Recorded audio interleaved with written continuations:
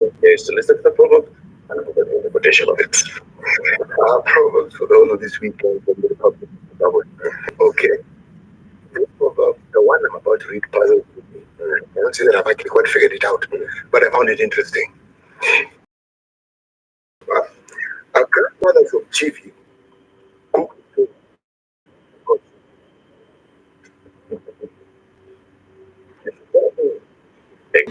Bungoma hoye! Bungoma hoye!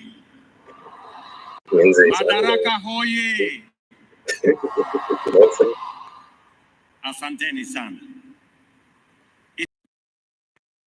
At this stadium, named to honor the memory of one of Kenya's finest sons, illustrious freedom fighter and exemplary leader, Masinde Muliro, and to lead Kenya in celebrating the 61st Madaraka Day. On this anniversary, we mark the emphatic success of our freedom struggle, the triumph of the many gallant men and women who made immense sacrifice for the cause of freedom and justice, and the vindication of the principles and values which inspire the people of Kenya to stand as one, resist oppression, and unite to claim their sovereignty and to win the freedom to build a nation in accordance with our own aspirations. The reason for making this day are principally that the aspirations which motivated our heroes over 6 decades ago are not only alive today, but they are also the bright flame that sets our souls and minds alight with ambition and urgency, and illuminate the path to each one of us to pursue the progress and prosperity of our households, our families, and our nation. Madaraka, our self-governing mandate, is not an accident of history. Rather, it is the affirmation of the timeless values embraced and articulated by those who came before us in resistance to colonial invasion, and the culmination of the vision and passion of the succeeding generations which bravely won mighty empires, and they won. Today, we are no longer at the starting blocks of the race to progress. We have come a long way. In the course of our journey, we have made Kenya a strong state, anchored in a public service with a high capacity to coordinate development and to provide security.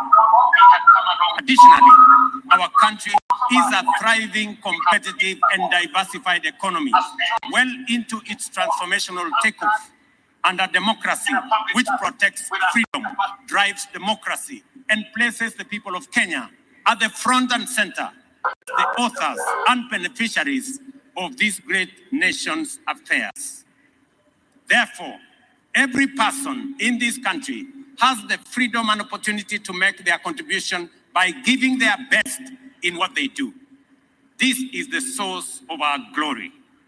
Madaraka recognizes that Kenya's freedom was won by resolute farmers and determined workers on their shambas, and their brave sons and daughters in forests, cities, factories, and plantations.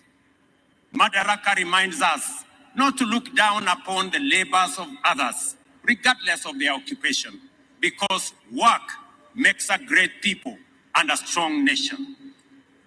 Rather, Madaraka encourages us to do whatever we must to honor and support everyone who works, because that is the best way of achieving prosperity and security in a nation. Madaraka Day celebrates the birth of a nation out of the totality of the labors of millions of its people. Today, ladies and gentlemen, is the day to remember that work is important. Every hustle matters, and that nation building is a bottom-up affair. Let no one own the life or livelihoods of another. Let no one be made to feel because of their work. Our economy depends on every form of service and labor. From the milling of sugarcane, millet and sorghum, to the ginning of cotton and the roasting of coffee beans in this country, our agriculture sector continues to fire the powerful engine of economic transformation to propel this great nation into a food secure, internationally competitive trading giant that can hold its own in the East African community and leverage other trading frameworks, such as the COMESA, Africa Growth and Opportunities Act, the Africa Continental Free Trade Area. With ease, agriculture remains sufficiently attractive enough to sustain investment in every node of the food system. Agriculture's direct contribution to our GDP is 25%, while its indirect support to other economic pillars such as manufacturing boosts the GDP by a further 27%. Agriculture also employs direct or otherwise an estimated 40% of our population. Robust and thriving economy, enhance social inclusion and improve environmental conservation on this critical sector, the government has deployed an agriculture-led, whole-of-society approach in the form of the bottom-up economic transformation agenda, of which agriculture is a critical, central, strategic pillar. Under the bottom-up economic transformation agenda, we will reduce hunger, fight poverty, and improve the health outcomes of Kenyans. I am particularly delighted that agriculture and food security are the chosen theme of this year's celebration in this great agricultural county of Bungoma. We appreciate the determination of small-scale farmers who are the backbone of Kenya's agricultural sector in their efforts to produce sufficient and varied food to meet their national health and other daily needs. Against many odds, our farmers have defied systemic and structural constraints and limitations to make a contribution to households and national food security requirements and to propel the economy into the future.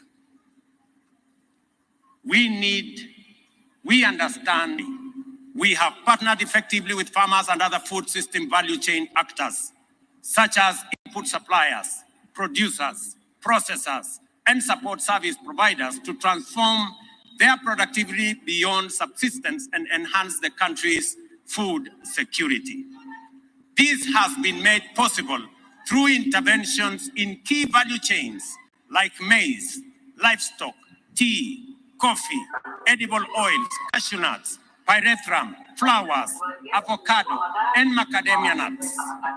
We now have the potential to become a competitive regionally, globally by utilizing the unique capacity of cooperatives to mobilize production on scale through the provision of government-supported agricultural extension services. The sugar industry is a highly strategic subsector whose value chains have been the mainstay of the local economies of our sugar belt and a generator of much-needed jobs and value. For this reason, we are firmly committed to ensure that the sugar industry returns maximum value to all actors in its value chains, beginning with the initial and foundational entrepreneur, the cane grower. Hello. To accomplish this, we have implemented a number of radical measures. We have written off Kenya shillings 110 billion worth of sugar factories debts accumulated over the last 40 years. A new leasing model that will guarantee prompt payment for cane deliveries by farmers, timely wages for factory workers, and a bonus to sugarcane farmers every end of the year like other crops is underway. A call upon relevant agencies to accelerate the review process and to incorporate proceeds from byproducts in the scheme. As part of our commitment to invest 2 billion shillings into sugarcane development through state-owned mills, after leasing is completed, I am proud to announce that the government has approved the first tranche of 600 million for seed cane development, and the National Treasury shall shortly release these funds to farmers. Recently, smallholder tea farmers exported Ketepa's value-added teas to West Africa and China. The government also increased farm-to-table food safety through frameworks such as the Food Safety Policy, and a Food Safety Coordination Bill is underway. To ensure our capacity to coordinate agricultural production and deliver service to the sector more efficiently, we are developing and integrating a farmers and agripreneurs database into the Kenya Integrated Agriculture Information System. As we speak, the database already has 6.4 million registered farmers, and our aim is to serve them better by improving access, sharing, and utilizing of information in the agricultural sector. We have just witnessed a cohort of 2,000 agripreneurs trained by the government of Kenya. There are 18,000 agripreneurs around the country whom we have commissioned today to take charge of our agriculture across Kenya. The power of the database is beyond doubt.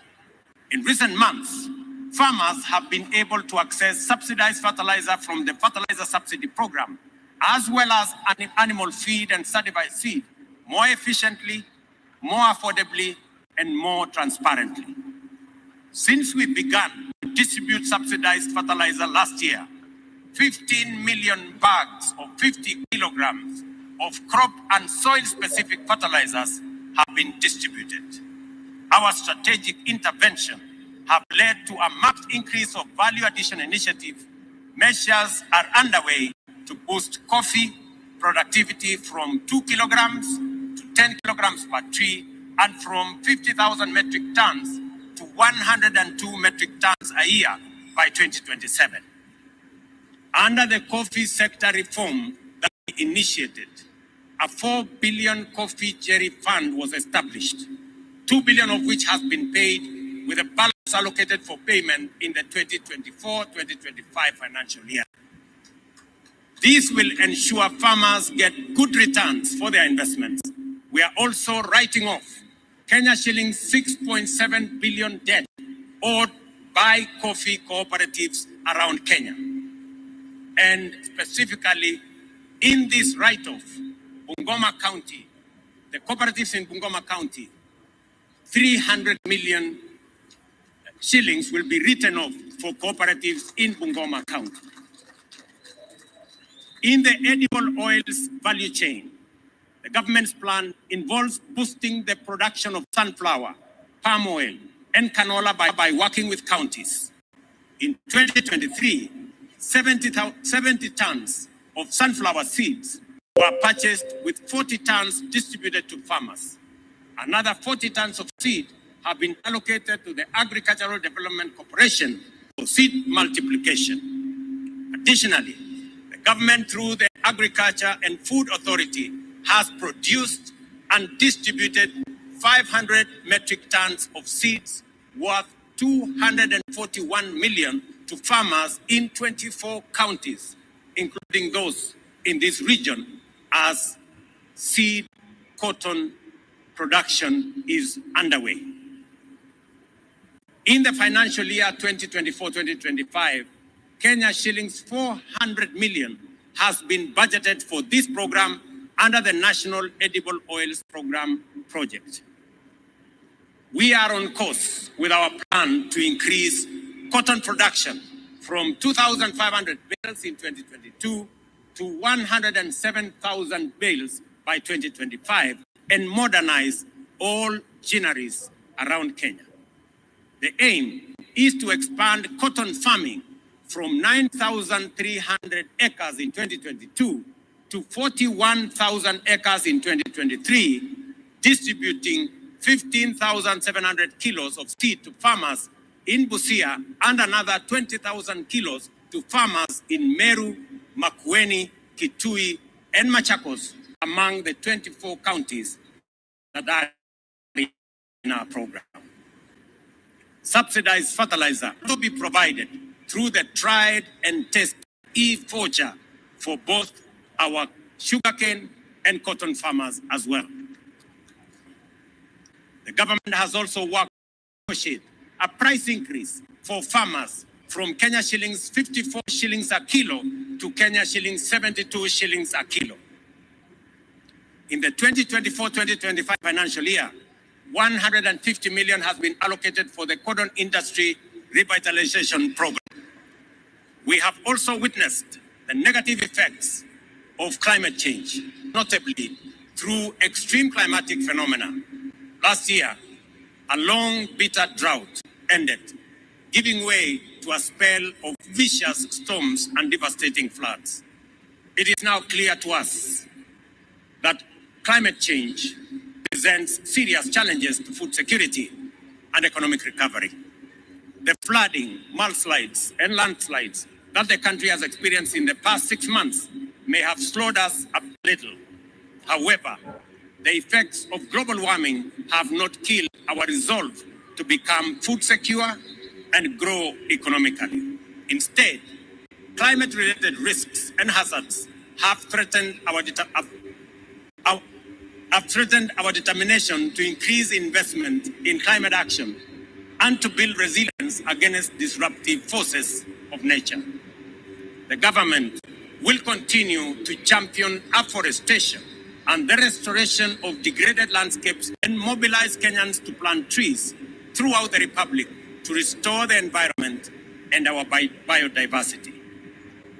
We encourage increased use of climate-smart technologies such as mobile grain dryers, mobile soil assessment laboratories, and of course, an expanded irrigation infrastructure. We have made progress towards fulfilling our commitment to build 100 dams and 1,000 small dams in different parts of the country to facilitate sustainable water use and increase irrigated land by 500,000 acres by 2026. The government of Kenya is in discussion with the Africa Development Bank and other multilateral institutions to implement this expanded dam program. To control livestock diseases and pests, ladies and gentlemen, the Kenya Veterinary Vaccine Production Institute, KVVAPI, produced 35 million doses of assorted livestock vaccines in 2023.